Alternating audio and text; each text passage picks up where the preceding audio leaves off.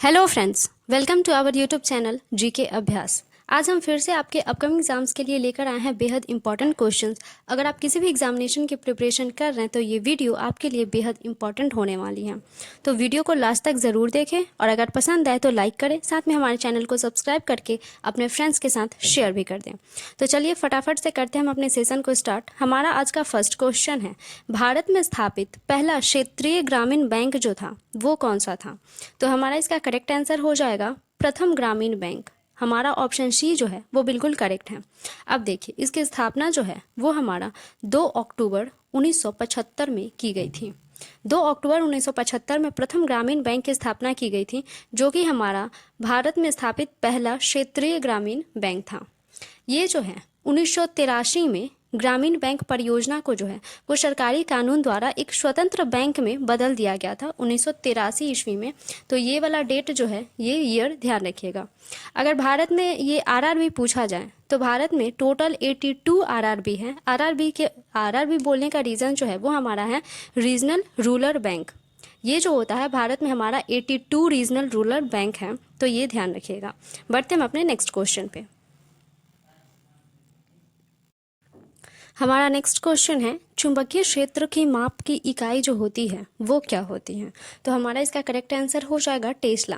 चुंबकीय क्षेत्र की इकाई जो होती है वो हमारी टेस्ला होती है, ये ध्यान रखिएगा। अगर पूछा जाए कि एक टेस्ला इक्वल टू कितना होता है, तो एक टेस्ला इक्वल टू जो होता है वो हमारा होता है 104 गॉस। 104 गॉस के बराबर जो होती है वो हमारा एक टेस्ला होती है। अब पूछेगा गॉस क्या है, तो गॉस जो है ये हमारी सबसे छोटी इकाई जो होती है वो चुंबकीय क्षेत्र की हो जाती है।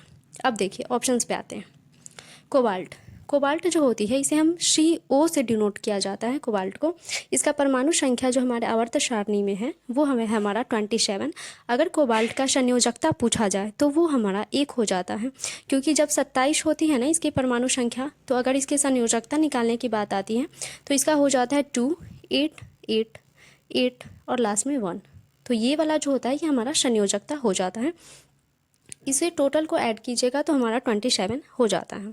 अब देखिए नेक्स्ट ऑप्शन, एम्पियर। एम्पियर जो होती है ये हमारा विद्युत धारा का मात्रक होता है। लास्ट ओम, ओम जो है ये हमारा प्रतिरोध का मात्रक ओम होता है, तो ये ध्यान रखिएगा। बढ़ते हम अपने नेक्स्ट क्वेश्चन पे। राष्ट्रमंडल खेलों 2022 के लिए भारत के ध्वजवाहक जो थे वो कौन थे? तो हमारा इसका करेक्ट आंसर हो जाएगा PV सिंधु। ऑप्शन ए बिल्कुल करेक्ट है। देखिए राष्ट्रमंडल खेल जो है इसमें एक ध्वजवाहक नियुक्त किया जाता है, और इसमें इस बार जो है वो पुरुष हॉकी टीम का जो कप्तान मनप्रीत सिंह है उन्हें, और शटलर हमारी PV सिंधु, इन दोनों को राष्ट्रमंडल खेल 2022 के उद्घाटन समारोह के लिए जो है वो भारत के तरफ से ध्वजवाहक घोषित किया गया है। PV सिंधु ने इसे पहले भी ध्वजवाहक का रोल निभाया हुआ है, जो कि इन्होंने 2018 में भी ये रोल निभाया था। अगर राष्ट्रमंडल खेल की बात करें तो सबसे पहला राष्ट्रमंडल खेल जो हुआ था वो हमारा 1930 ईस्वी में हुआ था, सबसे फर्स्ट वाला राष्ट्रमंडल खेल। देखिए ये जो है हर 4 साल पे राष्ट्रमंडल खेल जो है वो आयोजित की जाती है, लेकिन सिर्फ 1942 और 46 ये 2 वर्ष, ये मतलब 2 बार को छोड़कर बाकी हर 4 साल पे जो है इसका ये आयोजन किया गया था। देखते हैं ये राष्ट्रमंडल खेल जो है इसके बारे में कुछ एक्स्ट्रा देख लेते हैं। जो हमारा 2022 में जो राष्ट्रमंडल खेल हुआ था ये हमारे बर्मिंघम इंग्लैंड में हुआ था, जो कि अलेक्जेंडर स्टेडियम में जो है वो हमारा 2022 वाला जो आयोजन था वो हमारा किया गया था। बढ़ते हैं हम अपने नेक्स्ट क्वेश्चन पे। टर्नर सिंड्रोम, टर्नर सिंड्रोम जो होता है इसे पीड़ित व्यक्ति में गुणसूत्रों की कुल संख्या जो होती है वो कितनी होती है? तो इसका करेक्ट आंसर हो जाएगा 45। ऑप्शन ए जो है वो बिल्कुल करेक्ट है। देखिए ये टर्नर सिंड्रोम क्या होता है? सिंड्रोम जो होता है इसका मतलब होता है गुणसूत्र का बढ़ना या घटना। अगर गुणसूत्र बढ़ता है या घटता है तो वो जो होता है वो हमारा टर्नर सिंड्रोम से जो है वो व्यक्ति पीड़ित होता है। अगर सिंड्रोम जो होते हैं ये हमारा 4 प्रकार का होता है, उसमें से एक है हमारा टर्नर सिंड्रोम। टर्नर सिंड्रोम जो होती है इसमें 45 गुणसूत्र होते हैं। ये फीमेल में होती है, ये मेल में जो है वो नहीं होती है। इसका जो है वो क्या होता है, इसे बांझपन जो होता है वो हमारा हो जाता है टर्नर सिंड्रोम से। सिंड्रोम हमने बताया कि 4 प्रकार के होते हैं। एक टर्नर सिंड्रोम हो गया। सेकंड हो जाता है हमारा क्लीनीफेल्टर। क्लीनीफेल्टर जो होता है, इसके अगर गुणसूत्र की बात पूछी जाए तो इसका जो होता है गुणसूत्र 47 होता है। ये हमारे मेल में होता है क्लीनीफेल्टर, ध्यान रखिएगा। थर्ड हमारा हो जाता है डाउन सिंड्रोम। डाउन्स जो है ये मेल या फीमेल दोनों में हो जाता है। इसमें भी हमारे 47 गुणसूत्र ही होते हैं। इसका जो होता है इफेक्ट जो होता है, इसमें जो होता है वो मनुष्य का जो होठ होता है, लिप होता है, वो मोटा हो जाता है। हमारा फोर्थ होता है पटाऊ सिंड्रोम। पटाऊ सिंड्रोम भी जो होता है वो हमारे मेल और फीमेल दोनों में होता है। उसमें भी कुल 47 गुणसूत्र ही होते हैं। इसका जो अगर रीज़न पूछा जाए तो इसमें जो होता है ये हमारा होठ कटा हुआ जो होता है वो प्रतीत होता है पटाऊ सिंड्रोम में। तो ये ध्यान रखिएगा, सिंड्रोम 4 प्रकार के होते हैं। तो हमारा क्वेश्चन था टर्नर सिंड्रोम से पीड़ित व्यक्ति के गुणसूत्र जो होते हैं वो 45 होते हैं। बाकी जो क्लीनीफेल्टर, डाउन्स और पटाऊ, ये तीनों जो सिंड्रोम होते हैं इसमें टोटल 47 गुणसूत्र जो होते हैं वो पाए जाते हैं। बढ़ते हम अपने नेक्स्ट क्वेश्चन पे। किस राज्य सरकार ने पहली बार बच्चों के लिए अलग बजट पेश किया है? तो बच्चों के लिए अलग बजट पेश करने वाला हमारा कौन सा राज्य है? मध्य प्रदेश। ऑप्शन बी बिल्कुल करेक्ट है। देखिए, बाल बजट जो है वो सबसे पहले हमारे एमपी में ये पेश किया गया है, जो कि बच्चों की शिक्षा के लिए जो है वो किया गया है। जो कि 18 वर्ष से कम उम्र के जो बच्चे होते हैं उनकी शिक्षा के लिए बाल बजट पेश किया गया है एमपी के वित्त मंत्री जगदीश देवरा जी के द्वारा। अगर हम एमपी पे आते हैं तो एमपी की कुछ एक्स्ट्रा फैक्ट देते हैं। यहाँ पे के सीएम जो है वो हमारे हो जाते हैं शिवराज सिंह चौहान जी। हमारे यहाँ के गवर्नर हो जाते हैं मंगू भाई पटेल जी। अगर यहाँ के नेशनल पार्क की बात करें तो यहाँ के नेशनल पार्क जो हो जाते हैं वो हमारे जैसे कि पन्ना हो गया, पेंच हो गया, बांधवगढ़, संजय, कान्हा, इंदिरा, सतपुरा, ये सारे नेशनल पार्क जो है वो हमारे एमपी से संबंधित है। अगर एमपी के रामसर साइट की बात करें तो रामसर साइट जो होते हैं वो एग्जामिनेशन में बेहद इंपॉर्टेंट रोल निभाते हैं। तो हमारे जो रामसर साइट हो जाते हैं एमपी के, वो हमारे जैसे कि भोज वेटलैंड जो हो गया, ये हमारे एमपी से संबंधित रामसर साइट है। एक सांख्य सागर वेटलैंड है जो कि 54 नंबर का है, जो कि हाल ही में ऐड किया गया है रामसर साइट में। तो ये हमारा सांख्य सागर वेटलैंड भी मध्य प्रदेश से संबंधित है। ऑप्शंस पे आते हैं। महाराष्ट्र। महाराष्ट्र के सीएम जो है वो हमारे एकनाथ शिंदे जी हैं। गवर्नर भगत सिंह कोश्यारी जी हैं। अगर यहाँ के नेशनल पार्क की बात करें तो Jawaharlal Nehru national park, Navegaon national park, Tadoba national park, Chandoli national park, Gugamal national park और संजय गांधी नेशनल पार्क जो है महाराष्ट्र के फेमस नेशनल पार्क हैं। तो ये वाला जो है डेटा वो ध्यान रखिएगा। अगर महाराष्ट्र के रामसर साइट की बात करें तो महाराष्ट्र का रामसर साइट जो होता है वो हमारा जैसे कि नंदूर मधेश्वर हो गया और लोनार लेक हो गया, ये दोनों जो है वो हमारे महाराष्ट्र के पॉइंट ऑफ व्यू से ये हमारे रामसर साइट में ऐड किए गए हैं। Next option UP. यूपी के सीएम जो है वो हमारे योगी आदित्यनाथ जी हैं, हम सभी को पता है। वहाँ के गवर्नर आनंदीबेन पटेल जी हैं।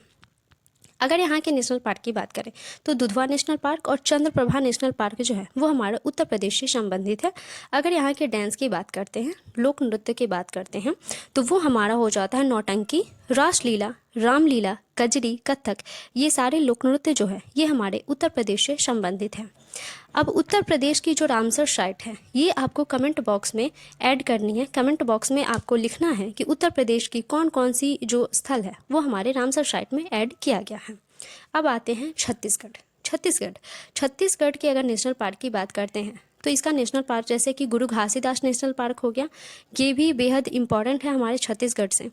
इंद्रावती नेशनल पार्क हो गया, कांगेरी घाटी नेशनल पार्क हो गया, ये सारे जो है हमारे छत्तीसगढ़ से संबंधित हैं। तो सारे डेटा ध्यान रखिएगा। बढ़ते हम अपने नेक्स्ट क्वेश्चन। हमारा नेक्स्ट क्वेश्चन है एंटीसेप्टिक के रूप में घावों पर लगाए जाने वाले बैगनी रंग के घोल में प्रयुक्त होने वाली गैर धातु जो है वो कौन सी है? तो ये हमारी गैर धातु आयोडीन है। ऑप्शन बी बिल्कुल करेक्ट है।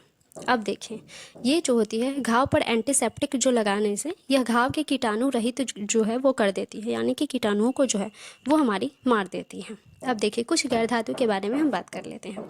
जैसे कि पादपों की वृद्धि जो होती है उसके लिए हमारा कौन सा गैर धातु सहायक होता है? वो हमारा होता है नाइट्रोजन और अमोनिया।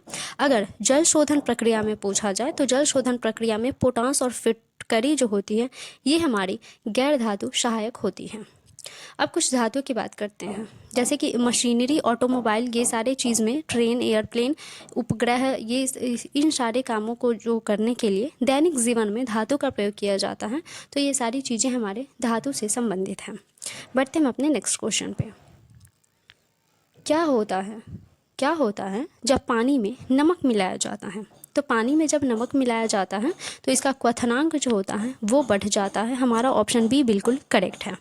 हमारा नेक्स्ट क्वेश्चन है, निम्नलिखित में से कौन सा रंग प्रिज्म में अधिकतम विचलन से ग्रस्त होता है?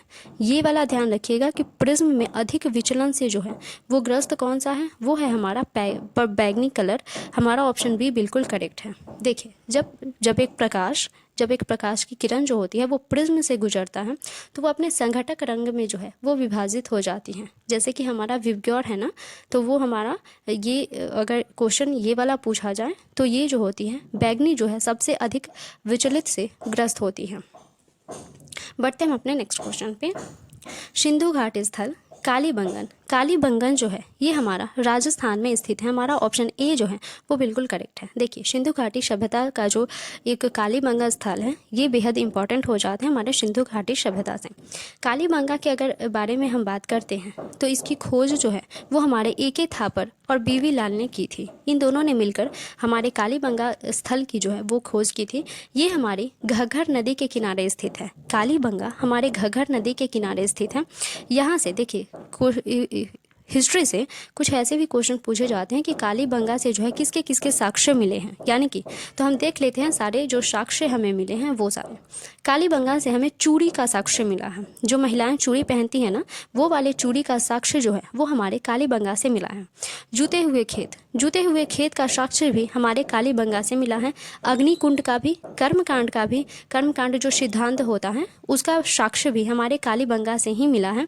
तो ये सारे ध्यान रखिएगा। बढ़ते हम अपने नेक्स्ट क्वेश्चन पे, और हमारा आज का लास्ट क्वेश्चन, तृतीय बौद्ध संगीति कहाँ आयोजित हुई थी? तो तृतीय बौद्ध संगीति जो है वो हमारा पाटलिपुत्रा में आयोजित की गई थी। हमारा ऑप्शन बी बिल्कुल करेक्ट है। देखिए, थर्ड वाला जो बौद्ध संगीति हुआ था वो हमारे अशोक के समय में किया गया था। उस समय जो है वो अशोक का शासनकाल चल रहा था। अगर ये पूछा जाए कि तृतीय बौद्ध संगीति की अध्यक्षता किसने की थी तो वो हमारे मोगलीपुत्रस ने की थी। ये भी ध्यान रखिएगा कि ये हमारा 255 ईसा पूर्व में जो है वो हमारा तृतीय बौद्ध संगीति हुई थी।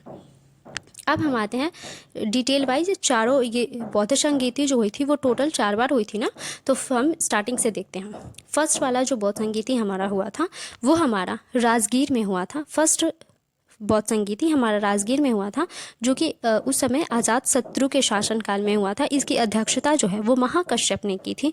और अगर ईयर पूछा जाए तो वो 483 ईसा पूर्व में जो है वो हमारा फर्स्ट बौद्ध संगीति हुआ था।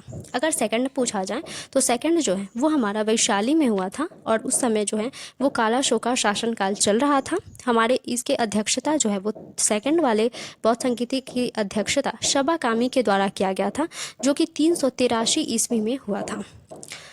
थर्ड वाला मैंने बता दिया, थर्ड वाला पाटलिपुत्रा में हुआ था। ये अशोक के शासनकाल में हुआ था। इसकी अध्यक्षता मोगलीपुत्रस ने की थी, और ये 255 ईसा पूर्व में जो है वो हुआ था। फोर्थ जो हुआ था वो हमारे कुंडलवन कश्मीर में हुआ था, और उस समय जो है वो हमारे कनिष्क का शासनकाल चल रहा था। और इसकी अध्यक्षता जो है वो हमारे वसुमित्र और अश्वघोष के द्वारा की गई थी। और ये जो है कब हुई थी? ईस्वी की पहली शताब्दी। क्वेश्चन में यही पूछे जाते हैं कि ईस्वी की जो फर्स्ट शताब्दी हुई थी ना, उसी समय जो है वो हमारा फोर्थ वाला ये बौद्ध संगीति जो है वो हुआ था। तो ये सारे डेटा ध्यान रखिएगा, ये हिस्ट्री के पॉइंट ऑफ व्यू से बेहद इंपॉर्टेंट हो जाते हैं बौद्ध धर्म से, तो ये ध्यान रखिएगा। आशा करते हैं आपको सारी चीज़ें क्लियर हो गई होंगी, सारे क्वेश्चन समझ में आए होंगे। अगर वीडियो पसंद आई हो तो वीडियो को लाइक कीजिएगा, साथ में हमारे चैनल को सब्सक्राइब कर लीजिएगा। तो मिलते हैं नेक्स्ट वीडियो में नेक्स्ट क्वेश्चंस के साथ, तब तक के लिए गुड बाय।